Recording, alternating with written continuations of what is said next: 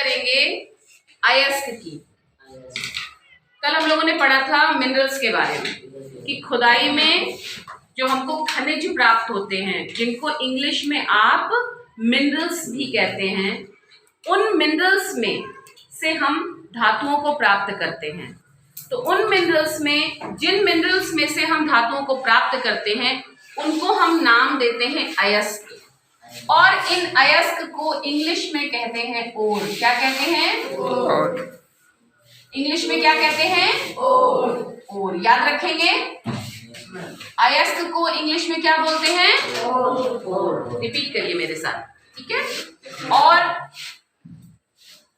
जो धातु हमको इन ओर से प्राप्त होती है उसको हम इंग्लिश में बोलते हैं मेटल। क्या बोलते हैं? मेटल। इन ओर से हमको धातुएं जो प्राप्त होती हैं उनको हम मेटल बोलते हैं, ठीक। अब देखिए, जिन अयस्क से हमको मेटल प्राप्त होता है उसमें उसका एक रासायनिक सूत्र होता है। रासायनिक सूत्र को इंग्लिश में बोलते हैं केमिकल फॉर्मूला। क्या बोलते हैं? Chemical formula.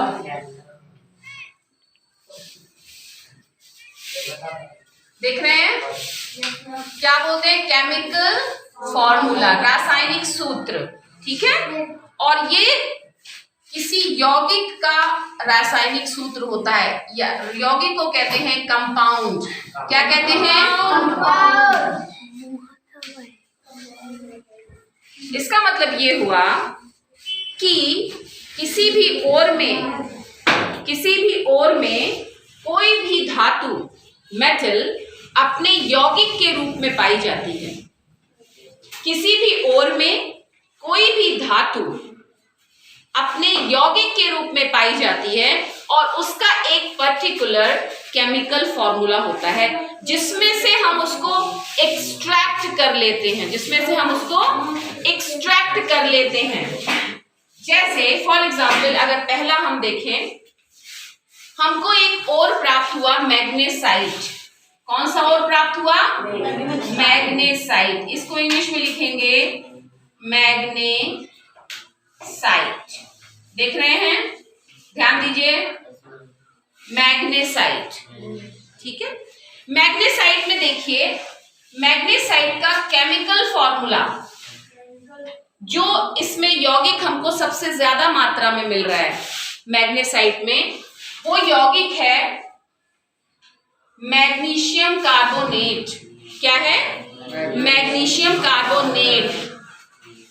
मैग्नीशियम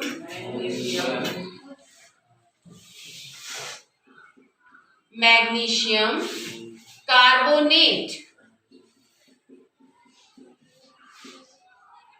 देख रहे हैं? Magnesium carbonate. ये किसका यौगिक है? मैग्नीशियम का यौगिक है। इसमें से ये बहुत अधिक मात्रा में मैग्नेसाइट ओर में पाया जा रहा है। बहुत अधिक मात्रा में मैग्नेसाइट ओर में पाया जा रहा है। अब इसमें से विभिन्न प्रोसेसेस के द्वारा मैग्नीशियम को प्राप्त कर लिया जाएगा प्योर फॉर्म में, ठीक है। मैग्नीशियम कार्बोनेट को कार्बोनेट ओर बोलते हैं। कार्बोनेट ओर है ये, कार्बोनेट ओर है। कार्बोनेट ओर क्यों बोलते हैं? क्योंकि इसमें CO3, देख रहे हैं, कौन जुड़ा हुआ है? CO3 आयन जुड़ा हुआ है। कौन सा आयन जुड़ा हुआ है? CO3 ion. इस पर 2 नेगेटिव चार्ज होता है। 2 नेगेटिव चार्ज का मतलब हुआ कि इसने मैग्नीशियम से 2 इलेक्ट्रॉन गेन किए हैं। कितने इलेक्ट्रॉन गेन किए हैं मैग्नीशियम से? 2 इलेक्ट्रॉन गेन किए हैं। और मैग्नीशियम पर आ गया है 2 पॉजिटिव चार्ज, और फिर इन दोनों के बीच में बन गया आयनिक बॉन्ड, 2 पॉजिटिव 2 नेगेटिव। कैसा बॉन्ड बना? Ionic bond. कैसा बॉन्ड बना? Ionic bond. मैग्नीशियम ने 2 इलेक्ट्रॉन दिए कार्बोनेट आयन को। क्योंकि इसने दिए तो इस पर 2 पॉजिटिव चार्ज आया। आपने लूज और गेन पढ़ रखा है ना इलेक्ट्रॉन का, जब कोई इलेक्ट्रॉन, दो इलेक्ट्रॉन लूज होते हैं, वालेकुम अस्सलाम। ऐसे जो पैटर्न है अभी से